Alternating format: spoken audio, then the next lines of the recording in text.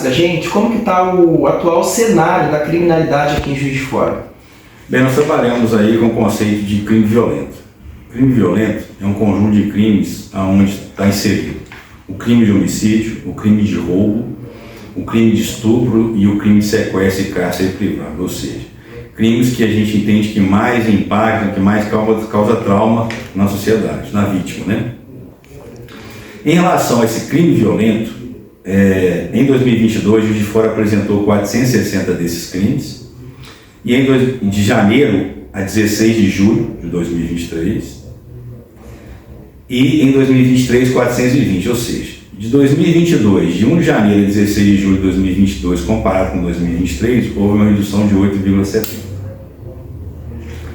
Em relação ao roubo, que é um dos crimes que está nesse grupo do crime violento, analisando apenas o roubo, em 2022 foram 353 roubos e em 2023 299, uma redução de 15,3%. Em relação ao homicídio, saiu de 26 nesse período em 2022 para 42 em 2023, um aumento de 61,54%. Bem, para a gente avaliar nossas estratégias, a gente tem como marco o crime violento, por quê? Em relação ao crime de roubo, crime de sequestro, crime de estupro, né, nós estando bem posicionados com a nossa estratégia, com os recursos, né, nos locais onde mais a gente consegue coibir. Em relação ao crime de homicídio também não é impossível coibir. Nós temos várias estratégias aí, inclusive o programa de prevenção à violência doméstica, né, para evitar os crimes passionais e outros. Só que o problema hoje do homicídio em Juiz de Fora é uma guerra, ou uma briga, uma desavença entre traficantes pela disputa de pontos de drogas. E quando tem uma pessoa querendo matar a outra, colocou na cabeça e focou, é muito difícil a gente conseguir, né, que isso não venha acontecer, a não ser que a gente fique do lado dela 24 horas por dia, mesmo assim teríamos que saber dessa intenção dela, né? Então, no caso do homicídio consumado em Juiz de Fora, a gente tem como marco temporal de quando começou esse problema, foi em agosto do ano passado, 2022, aonde traficantes do bairro Santo Antônio, intitulando pertenceu ao PCC, foram até o bairro Vila Ideal e executaram 2 menores, e um foi uma tentativa de homicídio e quase foi a óbito, mas sobreviveu. Então foram 3 vítimas. E do Vila Ideal e se intitulava pertencentes ao Comando Vermelho. Como é que eu sei que o homicídio, que a principal causa do homicídio é o tráfico de droga? Pela estatística, vendo a ocorrência. Então, dos 41 homicídios ocorridos de janeiro a junho, primeiro semestre de 2023 de Juiz de Fora, 24 foram decorrentes de tráfico de drogas. 12 ainda a causa tem que ser apurada. Cabe a civil dar prosseguimento a essa investigação. 1 foi passional e 4 foi decorrente à briga, né? Então a gente verifica que o nosso serviço chamado Patrulha de Prevenção à Violência Doméstica tem dado muito resultado. Somente uma foi decorrente de crime passional, né? E aí, fortalecendo, né, essa conclusão de que a maior causa é o tráfico de drogas, basta a gente ver aqui estatística em relação aos autores. Em relação à autoria, dos 42 autores que cometeram esses 41 homicídios, 40 têm antecedentes criminais. E das vítimas, das 41 vítimas, 35 delas têm antecedentes criminais e a grande maioria envolvida com o tráfico de drogas. Então reforça ainda mais essa teoria que Juiz de Fora aumentou muito o crime de homicídio relacionado ao tráfico de drogas, comprovado por meio da leitura do histórico e também das pessoas, autor e vítima, envolvidas com essa prática de crime. Então ficou bem consolidada essa questão. Certo. E em relação ao tráfico de drogas, que tem aumentado também aqui no município, né? Por que tem aumentado tanto? O tráfico de drogas ele é um tipo de crime que tem aumentado não apenas aqui no município, mas em todo o país, pode-se dizer em todo o mundo, né? Porque são vários fatores sociais, fatores familiares, né, de valores que têm se mudado muito, né? E como há o consumo, né, há uma procura, né, uma demanda, né, e acaba também do outro lado vindo a questão das pessoas para ofertar esse produto, né, que para muitas pessoas, né, é um produto de valor. Então, o crime organizado se consolida em cima disso.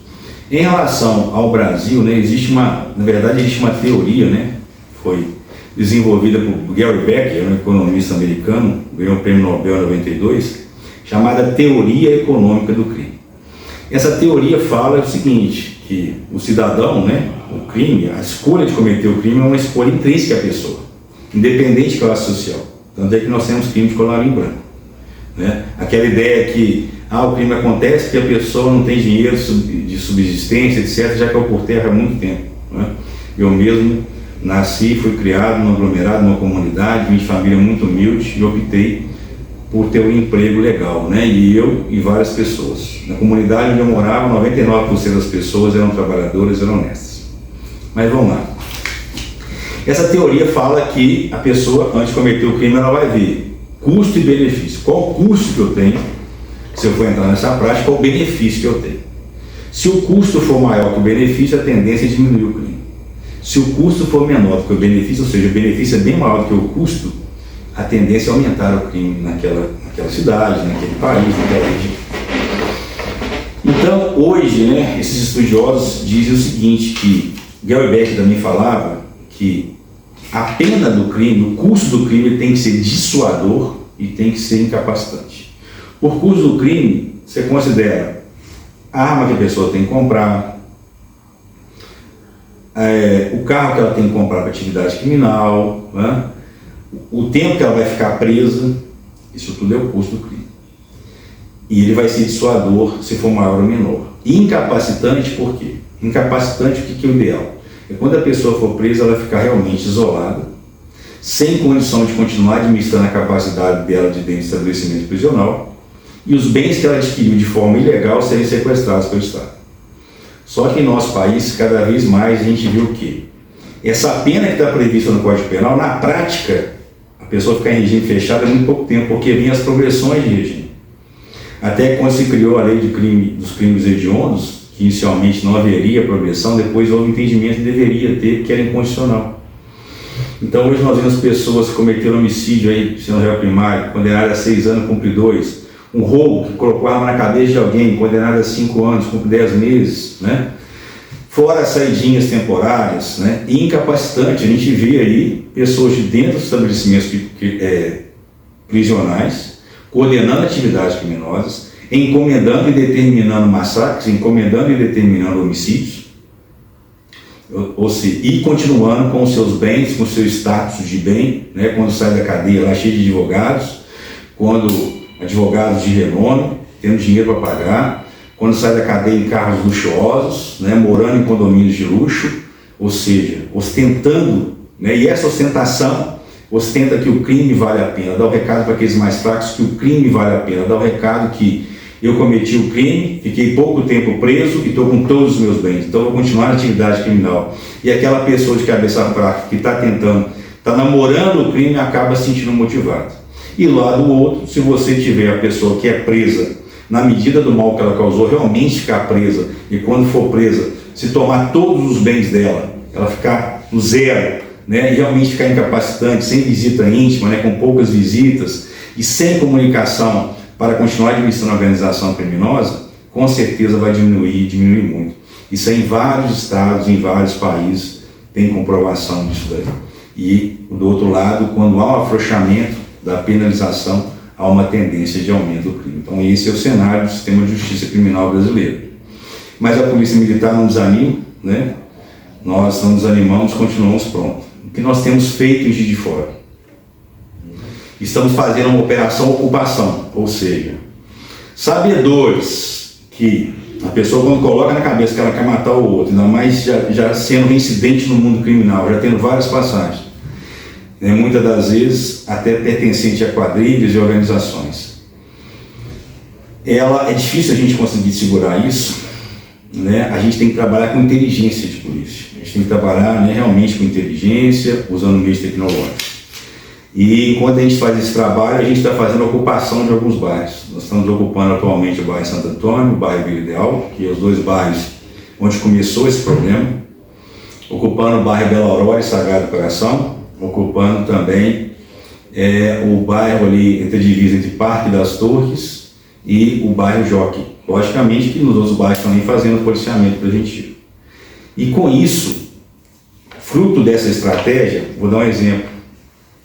Em maio de 2023, um mês que a gente ainda não tinha essa operação ocupação, tivemos 13 homicídios em Juiz de Fora. A partir de 1º de junho, quando nós implementamos, fechamos o mês de junho com 2 homicídios. E dos 2 homicídios, os 2 por brigas e não envolvimento com tráfico, né? Em julho do ano passado, teve 6 homicídios. Esse ano, até dia 17, 1 homicídio. E mesmo assim, não associado ao tráfico ilícito entorpecente. Então, a gente verifica que essa é uma estratégia que tem trazido sucesso. Além dessa estratégia, a gente trabalha mais uma vez com a Patrulha de Prevenção à Violência Doméstica e trabalhamos também com a visita do egresso.